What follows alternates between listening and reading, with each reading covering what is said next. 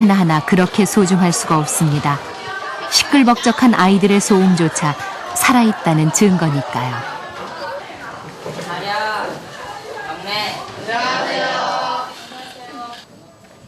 그다음 홍길동은 어떻습니까? 2002년 신원 씨는 정기 검진 중 난소암 3기를 선고받았습니다. 바로 수술 날짜를 잡아 그해 11월 난소를 비롯해 자궁을 절제하는 수술을 받았습니다. 사실 눈물 한 번 흐리지 않았어요. 그런데 이제 언제 흘렸냐면은 치료하는 과정에 저는 방사선 치료는 하지 않았거든요. 그냥 약물 치료를 했는데 그 약물 치료를 제가 8차까지 했어요. 8차까지 하다 보니까 후유증이 7차에 가서 나타나더라고요. 심각할 때는 이러다 주저앉는 거 아닌가 그런 절망도 하긴 했었어요. 그 절망 속에서 신원 씨를 이끌어준 것은 반드시 학교로 돌아가겠다는 의지와 가족의 배려였습니다. 그동안 오로지 남편과 자식들만 바라보고 살아온 아내를 위해 남편은 매일 저녁 3km 가까운 거리를 함께 걸어주었습니다. 제가 빨리 나가서 얼른 내 생활로 돌아가야지 하는 의지가 저를 낫게 하는데 더 어떤 활력이 되지 않았나. 그래서 제가 학교에 가서 아이들을 만나니까 정말 기쁘더라고요. 그리고 예전에 보던 아이들과 지금 보는 아이들은요, 제 마음속에서 좀 달라요. 소중하잖아요. 한번 다시 태어난 느낌이니까요. 난소는 자궁 양 옆에 있는 호두만한 크기의 생식기관입니다.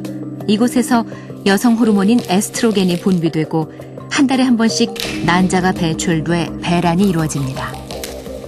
한 달에 한 번씩 배란이 되면서 난소가 파열되고 다시 아무는 과정에서 여러 가지 화학물질이 나오게 되는데 이 과정에서 이상 현상이 발생할 수 있습니다. 바로 난소암입니다. 배란이 되게 되면은 그 난소 표면이 이제 달의 분화구처럼 이렇게 파이게 됩니다. 그래서 파이고 난자가 이제 배출이 되게 되는데 그 파인 부분이 그 다음 또 배란 때까지 또 아무는 과정이 있습니다. 그래서 아무는 과정 중에 여러 가지 이제 사이토카인이라고 하는 그런 물질들이 많이 나오게 되고 그런 것들에 장기적으로 노출이 되고 그것 플러스 다른 알지 못하는 그런 원인 또는 유전적인 소인 그런 것들이 겹쳐서 이제 난소암으로 가게 되는 겁니다.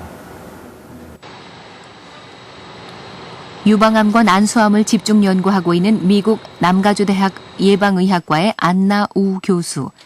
안나 우 교수는 1990년대 중반부터 10년간 10,000명의 여교사들을 추적 조사해 난소암이 생긴 여성과 생기지 않은 여성들을 비교 분석했습니다.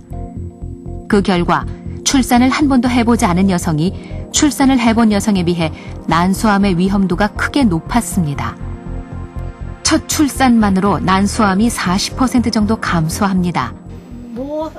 월경 주기가 길고 또 오래 경험한 여성일수록 난소암 위험에 많이 노출된다는 것은 분명한 사실입니다.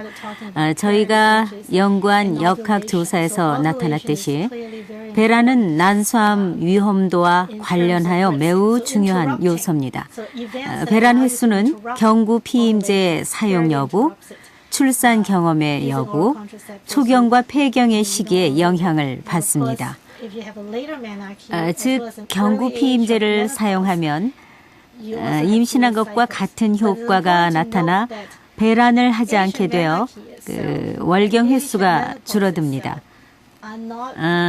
초경을 늦게 맞이하거나 폐경을 일찍 맞은 사람들 역시 월경 횟수가 적습니다.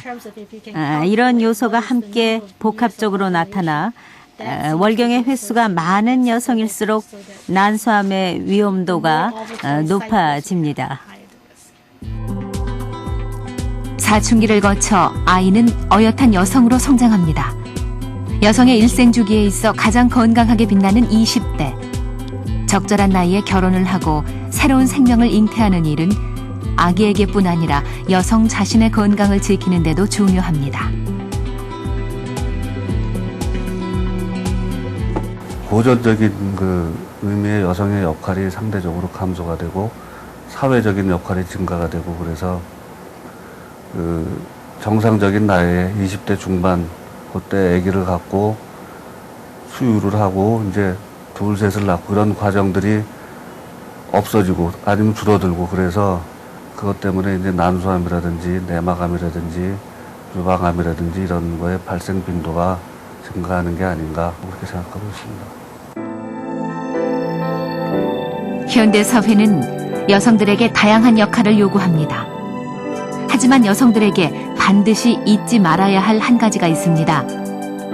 여성으로서 자신의 몸에 프로그램된 생체 주기를 제대로 알고 이해하는 것. 이것이 건강한 삶을 위한 기본이라는 사실입니다.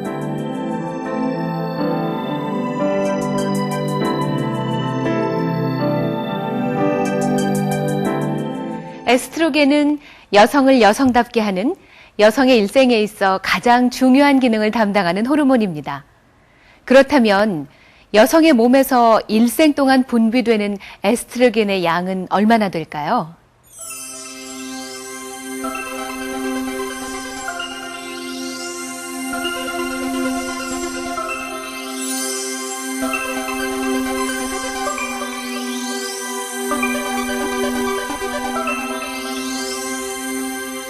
여성의 몸에서 일생에 걸쳐 분비되는 에스트로겐의 양은 이 작은 티스푼 하나도 되지 않습니다. 이 적은 양의 에스트로겐이 여성 건강을 좌우할 수 있다는 사실이 놀라운데요. 그런 점에서 에스트로겐 분비가 급격히 줄어드는 시기인 중년 이후의 삶은 여성들이 극복해야 할 또 하나의 고비입니다. 아내로서 엄마로서의 책임을 어느 정도 마무리하고 비로소 자신을 찾아가는 시기.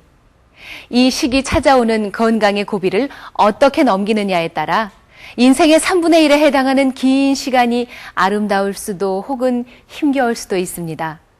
다음 주 여성의 몸 3부에서는 여성 평균 수명 80세 시대를 제대로 잘 살 수 있는 법에 대해 알아봅니다.